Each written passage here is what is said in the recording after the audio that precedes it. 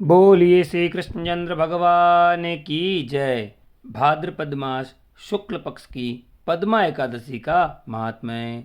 युधिष्ठिर ने पूछा, केशव, भाद्रपद मास के शुक्ल पक्ष में जो एकादशी होती है उसका क्या नाम, कौन देवता और कैसी विधि है, यह बताइए। भगवान श्री कृष्ण बोले, राजन, इस विषय में मैं तुम्हें आश्चर्यजनक कथा सुनाता हूँ जिसे ब्रह्मा जी ने महात्मा नारद से कहा था। नारद जी ने पूछा, चतुर्मुख, आपको नमस्कार है। मैं भगवान विष्णु की आराधना के लिए आपके मुख से ये सुनना चाहता हूँ कि भाद्रपद मास के शुक्ल पक्ष में कौन सी एकादशी होती है। ब्रह्मा जी ने कहा, मुनिश्रेष्ठ, तुमने बहुत उत्तम बात पूछी है। क्यों न हो वैष्णव जो ठहरे। भादो के शुक्ल पक्ष की एकादशी का नाम पद्मा है। उस दिन भगवान ऋषिकेश की पूजा होती है। यह उत्तम व्रत अवश्य करने योग्य है। सूर्य वंश में मानधाता नामक एक चक्रवर्ती सत्य प्रतिज्ञ और प्रतापी राजर्षि हो गए हैं। वे प्रजा का अपने औरस पुत्रों की भांति धर्म पूर्वक पालन किया करते हैं। उनके राज्य में अकाल नहीं पड़ता था, मानसिक चिंताएं नहीं सताती थी और व्याधियों का प्रकोप भी नहीं होता था। उनकी प्रजा निर्भय तथा धन धान्य से समृद्ध थी। महाराज के कोष में केवल न्यायोपार्जित धन का ही संग्रह था। उनके राज्य में समस्त वर्णों और आश्रमों के लोग अपने अपने धर्म में लगे रहते थे। मानधाता के राज्य की भूमि कामधेनु के समान फल देने वाली थी।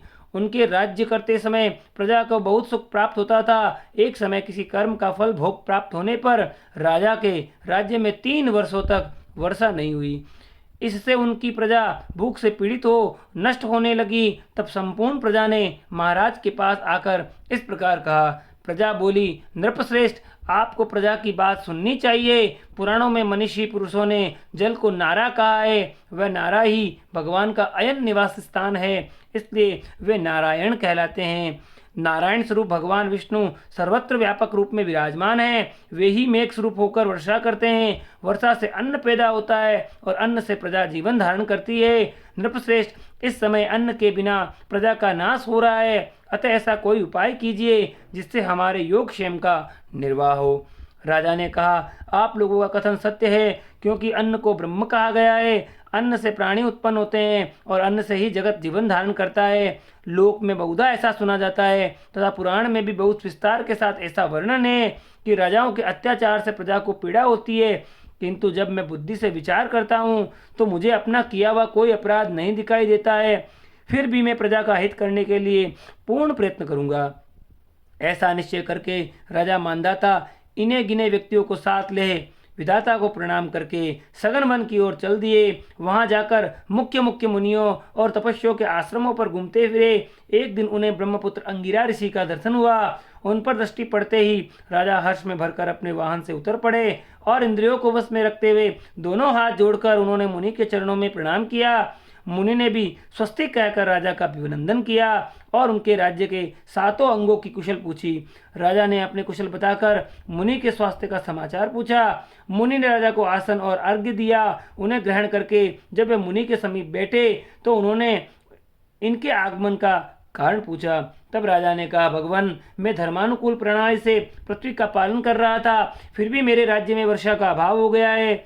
इसका क्या कारण है, इस बात को मैं नहीं जानता। ऋषि बोले, राजन, ये सब युगों में उत्तम सत्य युग है। इसमें सब लोग परमात्मा के चिंतन में लगे रहते हैं तथा इस समय धर्म अपने चारों चरणों के युक्त होता है। इस युग में केवल ब्राह्मण ही तपस्वी होते हैं, दूसरे लोग नहीं।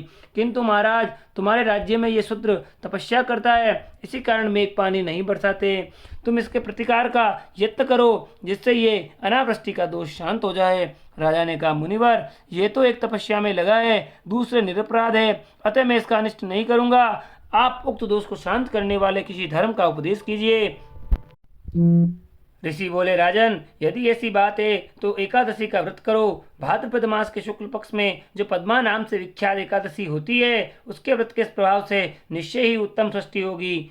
नरेश, तुम अपनी प्रजा और परिजनों के साथ इसका व्रत करो। ऋषि का यह वचन सुनकर राजा अपने घर लौट आए। उन्होंने चारों वर्णों की समस्त प्रजाओं के साथ भादो के शुक्ल पक्ष की पद्मा एकादशी का व्रत किया।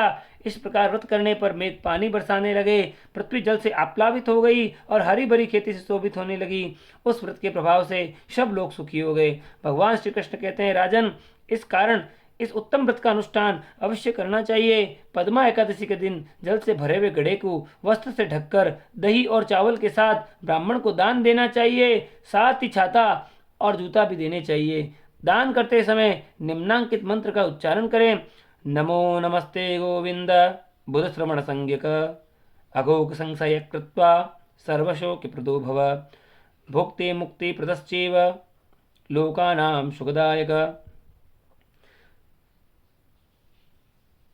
बुद्ध श्रवण नामक धारण करने वाले भगवान गोविंद आपको नमस्कार है, नमस्कार है। मेरी पाप राशि का नाश करके मुझे सब प्रकार के सुख प्रदान करें। आप पुण्यात्मा जनों को भोग और मोक्ष प्रदान करने वाले और सुखदायक हैं।